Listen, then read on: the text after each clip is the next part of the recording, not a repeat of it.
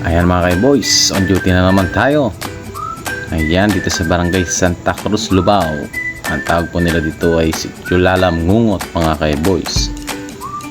Ayan, dito po kami mag-i-stampay din mga boys. At nga para mga boys, umagang duty po natin 9 AM at mamaya rin po meron tayong duty mamayang hapon mga boys. At yan mga boys ang ating duty dito sa barangay Santa Cruz, Lubao, si Chulalam Ngungot. Yan, ang diretsyon po ay papunta po ng Barangay Gumi mga boys. At ito po mga boys ang bahay po ng ating duty. Yan po mga boys, medyo pababa po ang bahay po nila mga boys. Akyatan at pababa mga boys.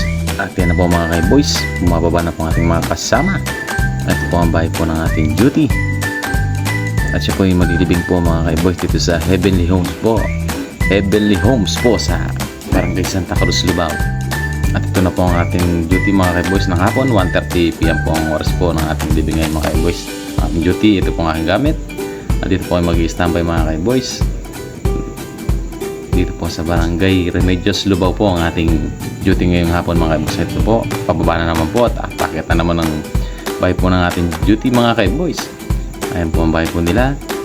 At siya po ay may misa dito sa Barangay Santa Cruz, Lubao mga boys sa simbahan po. At yung mga boys na po yung nalibig po sa Santa Cruz Public Cemetery. Hindi ko na po na-video mga boys dahil po matatraffic po mga boys. Ayan po ang aking kasama si Parang Bencher.